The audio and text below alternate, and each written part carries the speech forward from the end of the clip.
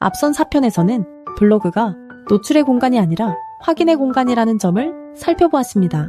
이번 5편에서는 많은 분들이 가장 먼저 쓰고 싶어하는 매체, 바로 광고와 GDN에 대해 이야기해보겠습니다. 실무에서 가장 흔한 실수는 광고를 문제를 해결하는 도구로 생각하는 것입니다. 콘텐츠가 부족하면 광고를 하고, 인지도가 없으면 광고를 하고, 문의가 없으면 광고를 집행합니다. 하지만 구조가 없는 상태에서의 광고는 성과를 만들기보다 비용만 남기는 경우가 많습니다. 그 이유는 간단합니다. 광고는 없는 신뢰를 만들어주지 않기 때문입니다. 광고와 GDN의 역할은 새로운 설득이 아닙니다. 이미 형성된 인식과 신뢰를 다시 떠올리게 만드는 데 있습니다. 즉, 광고는 시작이 아니라 마무리 단계의 매체입니다. 이 점을 이해하지 못하면 광고는 항상 기대에 못 미치는 결과를 냅니다. 그렇다면 광고와 GDN은 언제 투입해야 할까요? 기준은 명확합니다.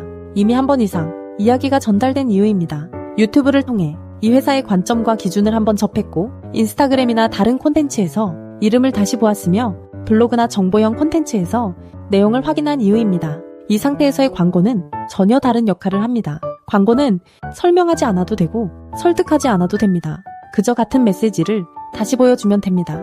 이때 광고는 거부감이 아니라 익숙함으로 받아들여집니다. GDN은 이 역할에 가장 적합한 매체입니다. GDN은 클릭을 많이 받기 위한 도구가 아니라 기억을 반복하는 네트워크입니다. 사람들은 뉴스를 보거나 다른 사이트를 둘러보는 과정에서 익숙한 이미지와 문구를 다시 마주합니다. 이 순간 광고를 본다기보다 어디서 본 적 있는 회사라는 인식이 강화됩니다. 이 반복이 쌓일수록 문의에 대한 심리적 허들은 점점 낮아집니다. 그래서 GDN은 당위 성과를 기대하고 쓰는 매체가 아니라 신뢰를 완성하기 위해 투입하는 매체입니다. 이 구조 없이 광고부터 집행하면 메시지는 새롭지만 신뢰는 없습니다. 반대로 구조가 갖춰진 이후에 광고와 GDN을 투입하면 성과는 갑자기 좋아진 것처럼 보이기도 합니다. 하지만 실제로는 갑자기가 아닙니다. 그동안 쌓여있던 인식과 신뢰가 광고를 통해 마지막으로 정리된 것입니다. 정리해보면 광고와 GDN은 성과를 만드는 도구가 아니라 성과를 가능하게 만드는 환경을 완성하는 장치입니다.